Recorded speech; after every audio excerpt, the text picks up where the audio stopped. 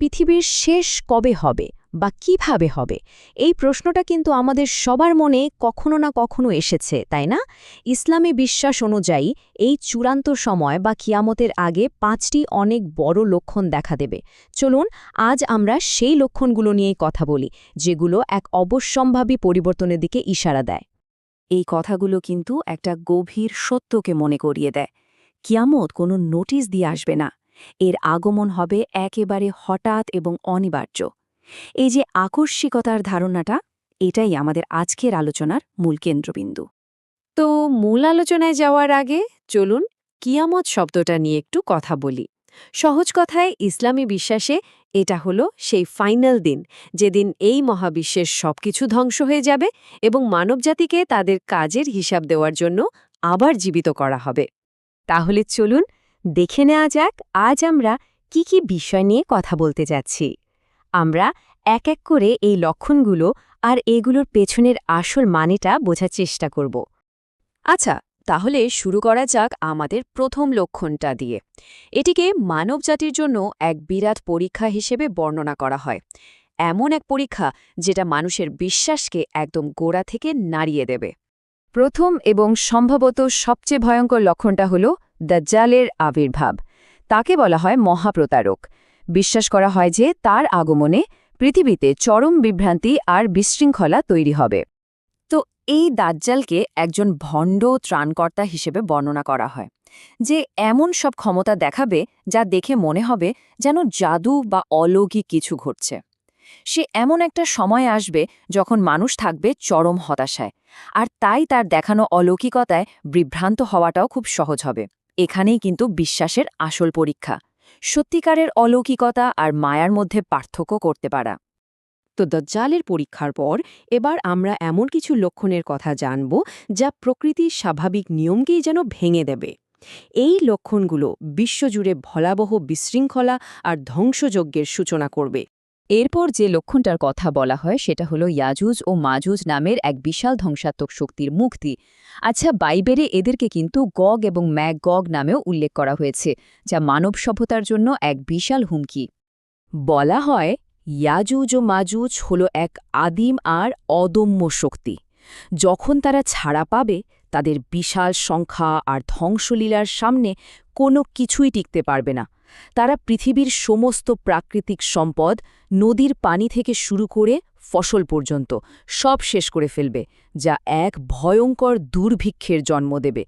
এই বিশৃঙ্খলার মধ্যেই আর একটা ভয়াবহ ঘটনার কথা বলা আছে, আর সেটা হলো ৩টি বড় ভূমিধস। এটা কোনো সাধারণ ভূমিধস নয়, বরং এমন বিশাল মাপের ভূমিধস হবে যা আক্ষরিক অর্থে পৃথিবীর মানচিত্রকে ওলটপালট করে দেবে।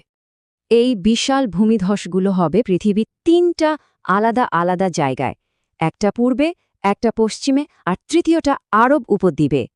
এই ঘটনাগুলো বিশ্বজুড়ে এক অভূতপূর্ব ধ্বংসযজ্ঞ নিয়ে আসবে, আর প্রকৃতির ওপর মানুষের নিয়ন্ত্রণের যে ধারণা সেটাকে ভেঙে চুরমার করে দেবে। পরের লক্ষণে যাওয়ার আগে চলুন একটু ভাবি, এই যে এত ভয়াবহ সব লক্ষণ, এগুলো কি শুধু ধ্বংসের কথাই বলছে, নাকি এর পেছনে আরও গভীর কোনো মানে লুকিয়ে আছে?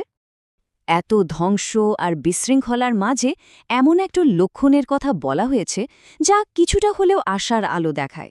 এই লক্ষণটি এক মহান নবীর প্রত্যাবর্তনকে কেন্দ্র করে, যা ইতিহাসের গতিপথেই বদলে দেবে। আর এই লক্ষণটা হল ঈসা আলাইহিসসালাম বা যিশুর পৃথিবীতে আবার ফিরে আসা।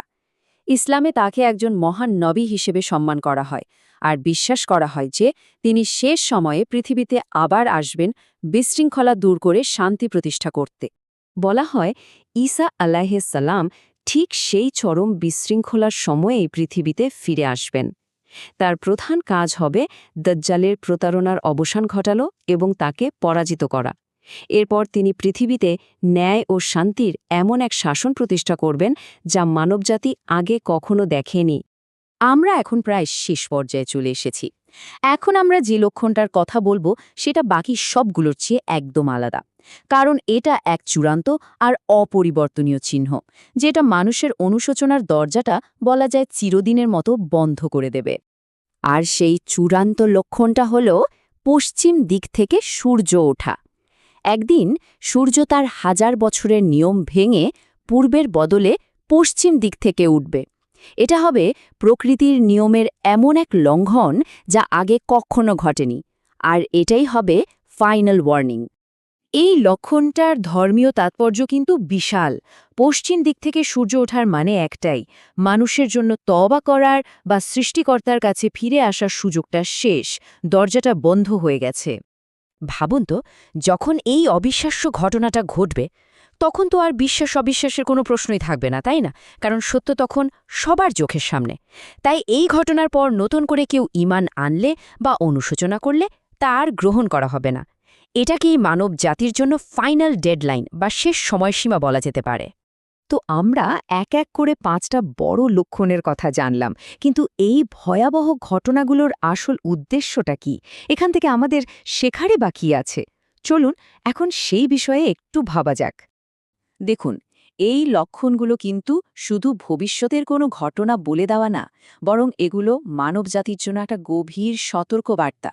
এর আসল উদ্দেশ্য হল মানুষকে জীবনের উদ্দেশ্য নিয়ে ভাবতে এবং চূড়ান্ত দিনের জন্য প্রস্তুত হতে উৎসাহিত করা।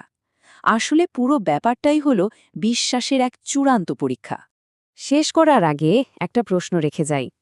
এই যে শেষ সময় নিয়ে নানা বিশ্বাস, এগুলো কি আমাদের আজকের জীবনকে, আমাদের প্রতিদিনের সিদ্ধান্তগুলোকে কোনোভাবে প্রভাবিত করে?